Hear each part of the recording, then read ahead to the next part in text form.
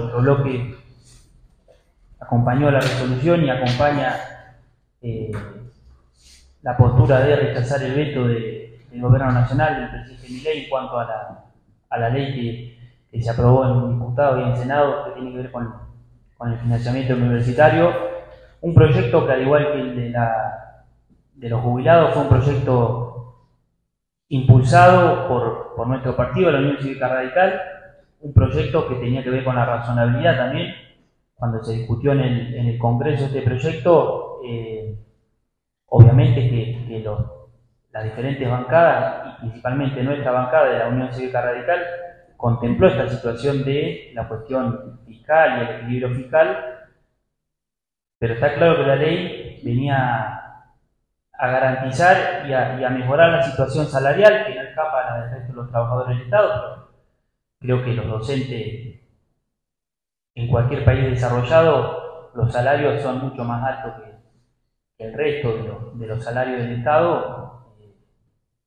No creo que creamos que un docente universitario tenga que ganar, y así pasa, mucho menos que, por ejemplo, que el vocero presidencial. Creo que si queremos ser un país desarrollado, los docentes tendrían que ser los que mejor estén.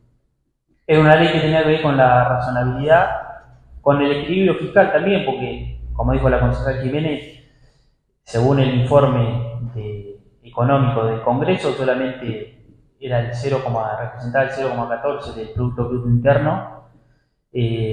Nuestro partido también había propuesto en un artículo de la ley, que no fue votado por la mayoría, que ya que está esta discusión de que si auditamos o no auditamos, más ya que sabemos que tienen auditoría las universidades, bueno, se había puesto un artículo para que la Auditoría General de la Nación audite las universidades. Lamentablemente ese artículo no fue votado en particular, lo rechazó La Libertad Avanza, el PRO, y Unión por la Patria también rechazó ese artículo. También habían cuestiones que tenían que ver con la cuestión de la distribución de los recursos, que por ahí ponía foco en esto de que reciban más recursos las universidades, obviamente que más ingresantes tienen. Bueno, eso tampoco se llegó a un consenso, pero salió una ley, se aprobó por mayoría.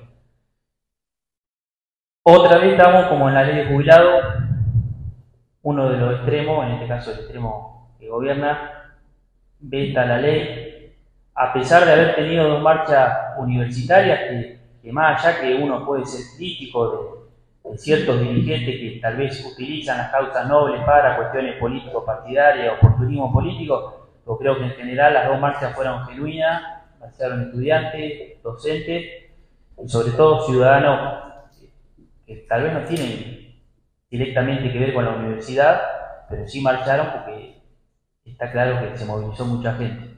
Entonces lo que nosotros esperamos es que el miércoles, creo que el miércoles de sesión en diputados, se rechace ese veto.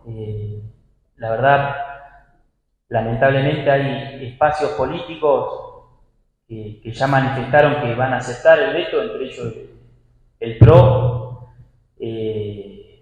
y se transversa esta situación y esta discusión que en realidad la tenemos que dar en la política, la discusión del funcionamiento de las universidades, porque nosotros como partido no nos negamos a esa discusión, porque es cierto que hay que darla, pero llevamos las cosas para cualquier lado y las discusiones que hay que dar realmente no se dan.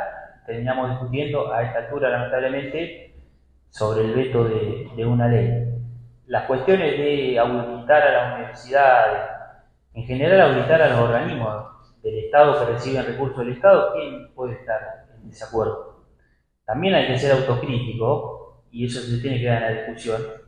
Es cierto que en los últimos años, en los últimos 20 años por lo menos, se han creado muchas universidades, muchas de ellas son chicas, no tienen tantos estudiantes, y es verdad que ha habido un manejo discrecional, si se quiere, y hasta en caso irregular de algunos recursos que fueron a las universidades. Es más, hay informes de la Auditoría General de la Nación que demuestran esto, pero ello no significa que vayamos en contra de la educación pública y de las universidades,